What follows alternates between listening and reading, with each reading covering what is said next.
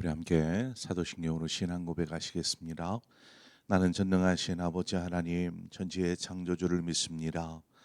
나는 그의 유일하신 아들 우리 주 예수 그리스도를 믿습니다. 그는 성령으로 잉태되어 동정녀 마리아에게서 나시고 본디오 빌라도에게 고난을 받아 십자가에 못 박혀 죽으시고 장사된 지 사흘 만에 죽은 자 가운데서 다시 살아나셨으며 하늘에 오르시어 전능하신 아버지 하나님 우편에 앉아 계시다가 거기로부터 살아있는 자와 죽은 자를 심판하러 오십니다. 나는 성령을 믿으며 거룩한 공교회와 성도의 교제와 죄를 용서받는 것과 몸의 부활과 영생을 믿습니다. 아멘. 우리 함께 찬송가 325장 예수가 함께 계시니 우리 함께 찬송하도록 하겠습니다. 찬송가 325장입니다. 325장 함께 찬송하겠습니다.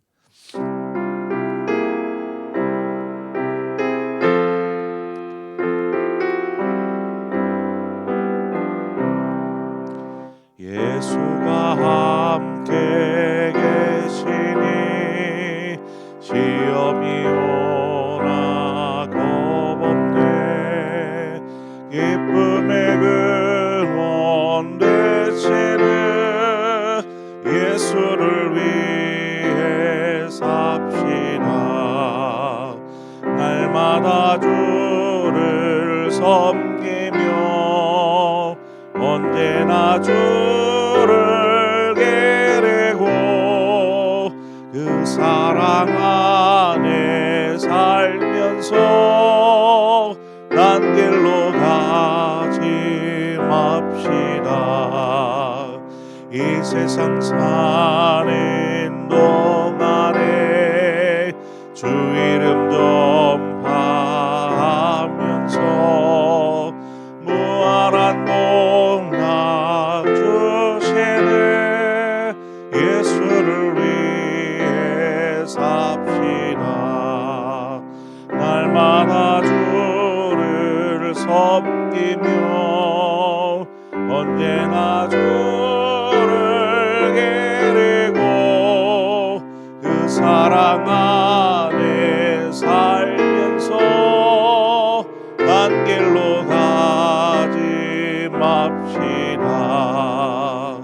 이 세상 친구 없어도 예수는 나의 친구니 불의한 일을 버리고 예수를 위해 삽시다.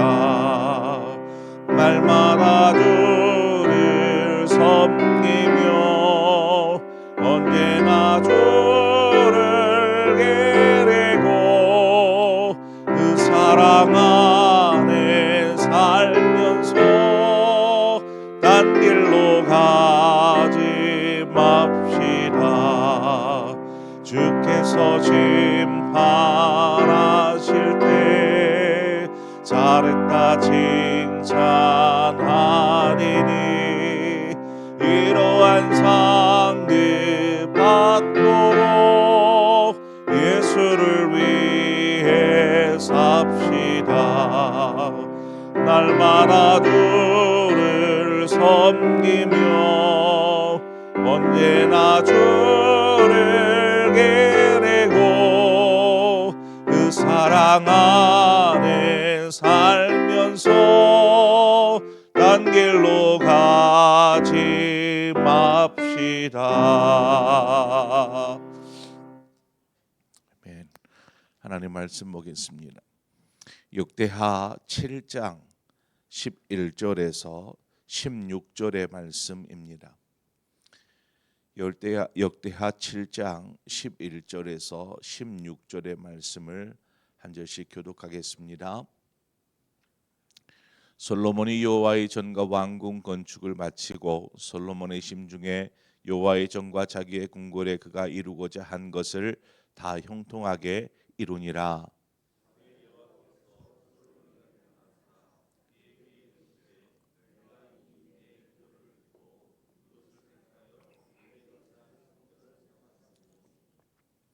혹 내가 하늘을 닫고 비를 내리지 아니하거나 혹 메뚜기들에게 토산을 먹게 하거나 혹 전염병이 내 백성 가운데에 유행하게 할 때에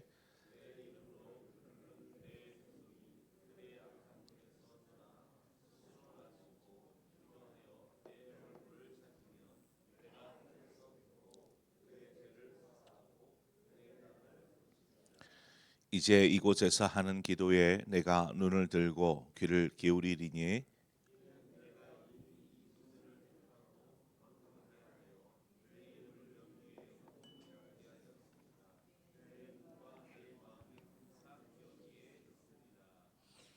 아멘.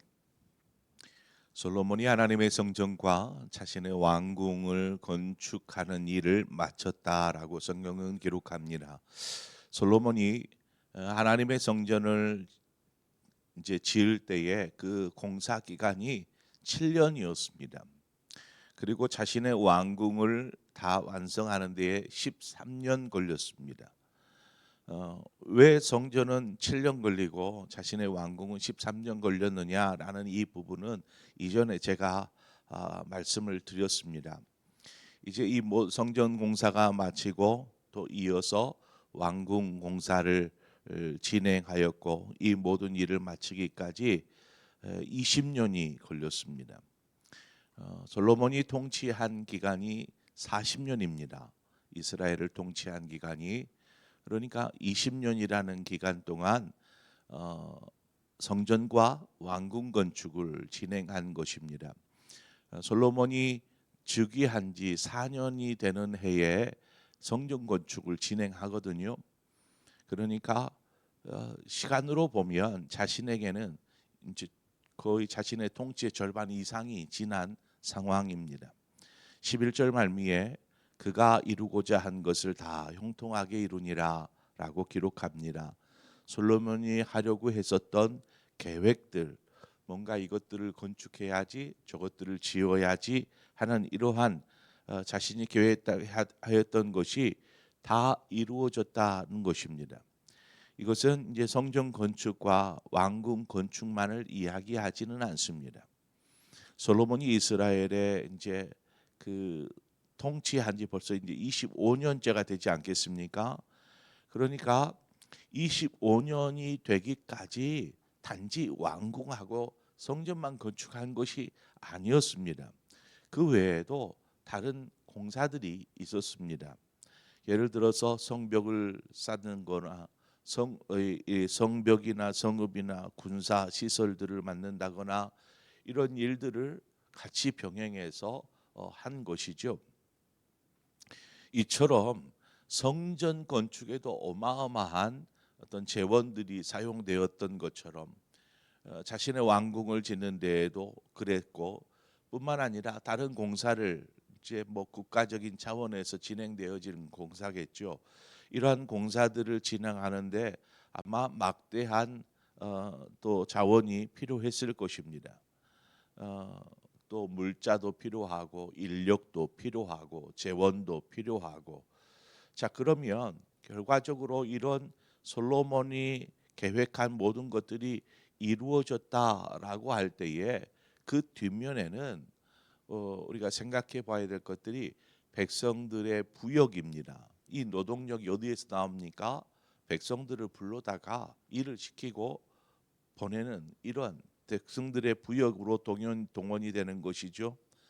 또 그 모든 건축들을 그냥 이루어지는 것이 아니고 뭐 자재를 사고 뭘 하고 하는 이런 막대한 재원들을 충당하기 위해서는 결국 백성들의 세금, 고효를 짜내는 것입니다.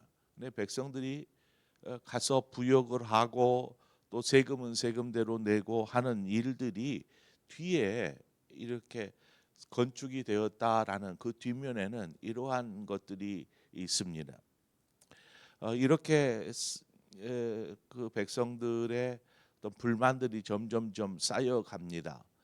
그 불만들이 솔로몬 통치 말기에 보면은 막 드러나기 시작합니다. 그리고 솔로몬 다음을 이어서 왕이 된 르호보암, 이 르호보암 때 이제는 들고 일어나게 됩니다. 여로보암이 르호보암을 찾아와서 당신들이 우리에게 지어준 멍에를 조금 가볍게 해달라. 그러니까 아버지 때부터 얼마나 많은 그것들이 쌓여왔는지를 알 수 있는 대목이죠. 그러나 그 말을 들은 르호보암이 어떻게 합니까? 이들을 좀 멍에를 가볍게 해주면 이들이 그냥 편안하게 하려고 한다.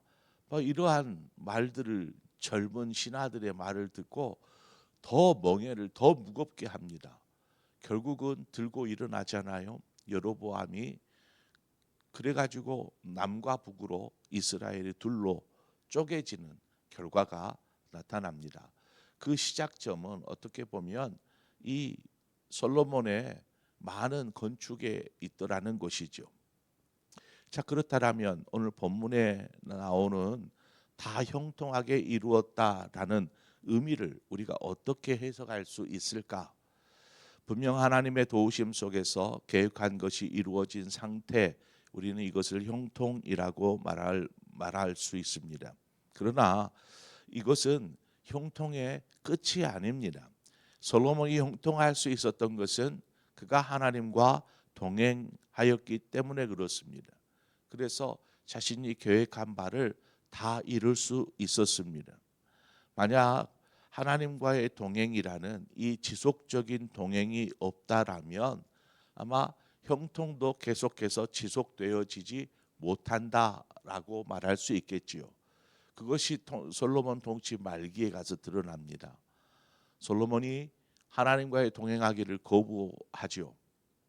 하나님보다 다른 것들을 더 의지하려고 합니다. 특히나 많은 왕비들을 거느리면서 그 왕비들이 자신의 나라에서 가지고 온 우상들을 섬기기 시작하고 우상의 제단들이 만들어지기 시작하는 이러한 일들이 벌어집니다. 솔로몬이 40년을 다스리면서 이제 그 통치 말기에 하나님으로부터 마음이 떠나기 시작하고, 그러니까 어떻게 보면 오히려 이 형통함이 솔로몬으로 하여금 하나님을 의지하지 않고 자기 마음대로 다 되어지니까 자기 중심적인 그러한 통치를 해가기 시작했다라는 것입니다. 그것들이 점점점 쌓이더니 나중에는 하나님을 나몰라라 하는 것입니다. 우상을 들여와도 그냥 뭐 아무런 개의치 않는 그런 통치가 이루어지게 되고, 결국 그 아들 때에는 바로 이제 나라가 두동강이 나는 그러한 일들이 벌어집니다. 그러므로 우리가 형통이라고 해서 다 좋은 것이 아닙니다. 하나님, 내 삶의 모든 일이 형통케 해 주십시오. 좋지요, 형통케 되는 것. 그러나 그 형통이 우리로 하여금 더 하나님을 집중하게 하고 또 하나님을 붙잡게 하는 그러한 일이 되어야지, 형통해지니까 모든 일이 다 잘 되니까 이제는 뭐 괜찮아 하면서 내 마음 내 뜻대로 살려고 한다면 이 다윗과 같은 우를 우리도 범할 수 있게 되더라는 것입니다. 그래서 형통은 참 조심스러운 것입니다. 눈에 보기에는 너무나 아름다워 보이지만 그 뒤에는 달콤함, 어떤 유혹들이 심겨져 있는 것이 바로 형통입니다.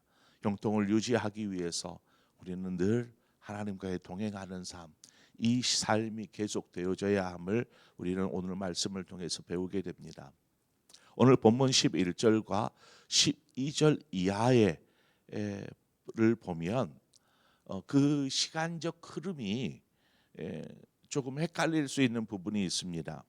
시간상으로 보면 12절부터는 솔로몬이 성전 낙성식, 우리가 어제까지 살폈던 성전 낙성식이 마치고 그 밤에 하나님께서 솔로몬에게 나타나셔서 솔로몬이 했었던 성전 낙성식 때 했었던 기도에 대해서 응답하시는 내용입니다.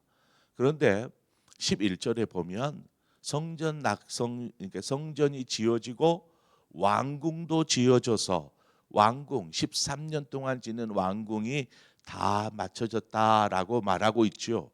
그러다 보니까 시점상으로 11절과 12절은 시간의 흐름에 어떤 순차적이지 않습니다. 11절은 훨씬 더 지난 일들을 가져다가 여기에다가 적어 놓은 것이고 12절부터는 이제 계속 이어지는 흐름 속에 있는 것이죠. 이 부분을 헷갈려 하지 마십시오. 왜 이렇게 뒷일을 여기다가 사이에다가 끼워 가지고 우리로 하여금 독자로 하여금 헷갈리게 할까? 그러나 이렇게 우리가 내용을 보면 하나님께서 솔로몬의 하고자 하는 모든 일들 이것들이 형통하게 하셨구나라고 넘어가고 이렇게 그 다음으로 넘어갈 수 있는 거죠. 그러니까 뭔가 어떤 이렇게 한 것은 주제에 맞게 내용을 집어 넣어 놓은 것입니다. 특히나 역대기에는 이런 상황들이 많습니다.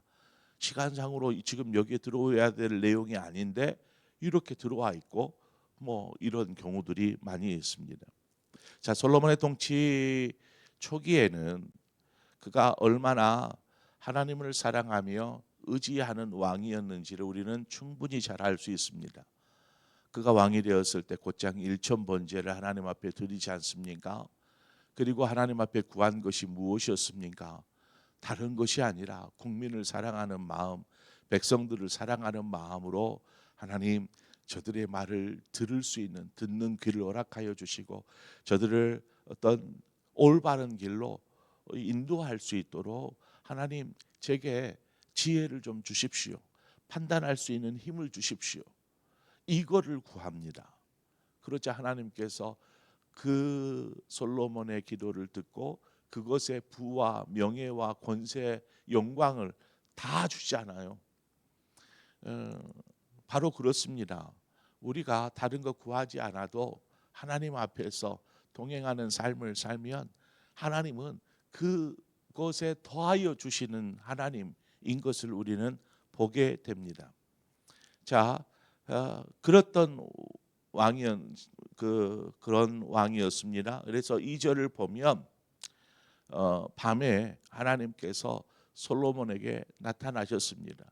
이제 성전 공사를 다 마치고 하나님 이 성전에 오시옵소서.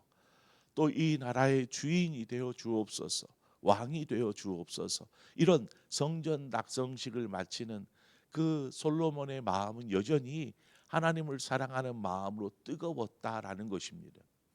그리고 기도했던 솔로몬에게 그 밤에 하나님께서 나타나셨습니다. 성전 낙성식이 끝난 때인데 나타나셨다라는 것은 뭐 직접적으로 하나님이 보이셨다라기보다는 꿈이나 환상을 통하여서 솔로몬에게 말씀하신 것이죠. 이러한 경험이 있지 않습니까? 솔로몬이 1,000번제를 드리고 난 이후에 하나님께서 그 밤에 솔로몬에게 나타나셨습니다. 똑같습니다. 지금 상황도 하나님께서 두 번째 솔로몬에게 나타나셨죠. 이제 그 하나님을 직접적인 경험한 내용입니다. 하나님은 솔로몬의 간구한 내용에 대해서 응답하신데 15절에 가보면 이제 이곳에서 하는 기도에 내가 눈을 들고 귀를 기울이리니 하나님께서 성전 가운데 거하시고 하나님께서 이 성전을 하나님께서 택하셔서 거룩하게 하셨고 하나님의 처소로 삼으셨습니다. 그 결과 이제 영원히 하나님의 이름과 눈과 마음이 항상 이곳 성전 가운데 있게 하시겠다라고 16절에 말씀하시잖아요. 항상 하나님께서 그 모든 것들을 이곳에 있게 하시겠다. 그렇습니다. 왜 성전이 만인이 기도하는 집이어야 하는지 이 여기에서 알 수 있습니다. 하나님께서 바로 이 성전 가운데 거하시고 이 성전에서 하나님께서 그 이름을 두셨을 뿐만 아니라 하나님의 눈과 귀가 이 성전 가운데 있기 때문에 그렇습니다. 우리는 여기서 성전에서 기도해야 할 이유를 찾게 됩니다. 성전에서 기도해야 할 이유가 바로 여기 있구나. 그렇죠. 하나님은 언제나 우리와 함께 하십니다. 교회가 아니라 우리의 삶의 자리에서도 하나님은 우리와 함께 하십니다. 그러나 성전에 나와서 기도한다라는 것은 조금 다른 의미가 있습니다. 어, 왜 다니엘이 포로로 끌려가 가지고 살면서 총리가 되지 않습니까? 그런데 그가 항상 창문을 열고 이스라엘 예루살렘을 향하여서 두 손을 들고 기도합니다. 왜 그렇게 합니까? 그 먼 타국 땅 보이지도 않을 예루살렘, 아니요, 이미 뭐 불타 없어진 예루살렘이 아닙니까? 그런데 무슨 예루살렘을 향하여서 두 손을 들고 기도합니까? 그것은 이 예루살렘 성전에 대한 사모함이 있기 때문에 그렇습니다. 성전에 대한 사모함, 성전 가운데 거하시는 하나님, 그 가운데 하나님의 눈이 있고 하나님의 마음이 있기에 성전을 향하여서 기도하는 것입니다. 그래서 성전에 와서 기도하는 것 너무 중요합니다. 이것을 좀 소홀히 여겨서는, 가볍게 여겨서는 안 되는 것이죠. 우리가 더욱 주목해야 될 건 14절입니다. 방금 내 이름으로 일컫는 내 백성이 그들의 악한 길에서 떠나 스스로 낮추고 기도하여 내 얼굴을 찾으면 내가 하늘에서 듣고 그들의 죄를 사하고 그들을 땅을 고칠지라. 여기 보면 이제 이것은 조건절이 붙어 있습니다. 그렇게 하면 이렇게 하겠다라는 것이죠. 우리의 삶에 보면은 때로는 마치 하늘이 닫혀서 가뭄처럼 우리의 삶에서도 가뭄이 찾아옵니다. 왜 이렇게 사는 것이 힘겨운지 그런 때가 있죠. 아무리 열심히 살려고 발버둥 치는데 나중에 보면 밑 빠진 독처럼 아무것도 남은 것이 없는 삶. 또 시간은 갈수록 몸은 아프고 병들어지고 이러한 일들을 우리는 겪게 됩니다. 왜 성전에서 기도하는 기도를 들으시는 하나님께서 우리로 하여금 이런 일들을 겪게 하실까? 그것은 교만하여서 우리가 악한 길을 걷기 때문에 그렇습니다. 우리가 원하는 길을 가고자 하기 때문에 그렇죠. 성전에서 기도하는 사람이 가져야 될 가장 중요한 모습은 어떤 모습일까요? 그것은 하나님 앞에서의 겸손입니다. 하나님, 이것이 아니고 하나님 앞에서 겸손한 것입니다. 겸손한 마음으로 하나님 앞에 나아가면 우리 자신의 삶과 우리의 신앙의 모습이 어떤가를 하나님 앞에서, 말씀 앞에서 발견하고 찾게 됩니다. 마치 우리가 거울 앞에 섰을 때에 그 자신의 모습이 어떤 모습인가 고스란히 드러나는 것처럼, 거울이 없으면 내 얼굴에 뭐가 묻었는지 어찌 압니까? 거울을 봐야 내 모습에 여기에 좀 지저분하네, 옷에 뭐가 묻었네 알 수 있지 않겠습니까? 마치 우리가 겸손함으로 하나님 앞에 나아갈 때에 하나님께서 우리의 삶과 우리의 신앙의 모습을 그대로 직면하게 하십니다. 말씀을 통해서. 자, 그러면 우리가 늘 하나님 앞에 서서 성전에 나와서 자신의 모습을 돌아보고 이렇게 14절의 말씀처럼 하나님 앞에서 겸손히 낮추고 돌이킬 때에 하나님께서 우리의 삶을 붙드시고 인도하신다라는 것이 바로 이 말씀입니다.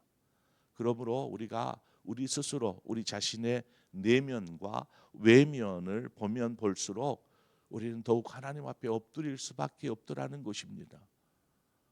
하나님 앞에 더 겸손할 수밖에 없고, 그래서 하나님이 우리가 하나님 앞에 그렇게 엎드릴 때에 하나님 일하기 시작하십니다. 닫혔던 하늘이 열리기 시작하고 우리의 삶에 하나님의 은혜와 축복으로 인도하여 주시는 것이죠. 그런데 이 과정이 없이 그냥 우리 뜻대로 살고자 형통을 강구하고 하나님 잘 되기를 원하고 문제가 해결되어지기를 원한다. 그 일이 하나님에게는 무슨 유익이겠습니까? 우리 삶에는 유익이죠. 그 유익이 결국 솔로몬처럼 나중에는 자기 중심적인 삶, 자기 편할 대로 사는 삶으로 전락시켜 버릴 수 있는데 그것을 뻔히 알면서 하나님께서 우리의 기도를 들어주시겠냐라는 것입니다. 항상 선한 것, 좋은 것을 주시는 하나님이 그냥 아무렇게나 하겠냐라는 것이죠. 그러므로 우리가 늘 하나님 앞에 엎드리는 것은 솔로몬이 초창기에 하나님과 동행하며 하나님을 사랑하며 살았던 것처럼 우리가 그런 삶을 살아야 한다라는 것을 말씀해 주고 있습니다. 그래서 늘 하나님 앞에 겸손하십시오. 하나님께서 우리를 높여 주실 것입니다. 하나님 앞에 겸손한다라는 것은 하나님 없이는 살 수 없습니다. 주 없이 살 수 없습니다. 늘 주님과 동행하며 살겠습니다라는 우리의 신앙의 고백인 것이죠. 그런 믿음 안에 사시는 여러분 되시기를 축원합니다. 기도하겠습니다. 좋으신 하나님 아버지, 하나님, 우리는 늘 우리의 삶의 형통을 구합니다. 잘 되기만을 구합니다. 그러나 그것이 결국 우리의 삶의 신앙에 있어서 좋은 결과물로 주어질지 아니면 그것으로 인해서 하나님 앞에 멀어질 수도 있는 하나님 기회가 되어 버릴 수도 있기에 우리가 늘 하나님 앞에서 겸손하게 하여 주옵소서. 하나님을 사랑하는 마음, 그 마음 잃지 않고 늘 주와 동행하는 우리 모든 성도들의 삶 되게 하여 주옵소서.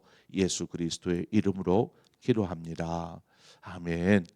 오늘 이 시간 말씀을 생각하면서 우리 교회를 위해서 기도하십시다.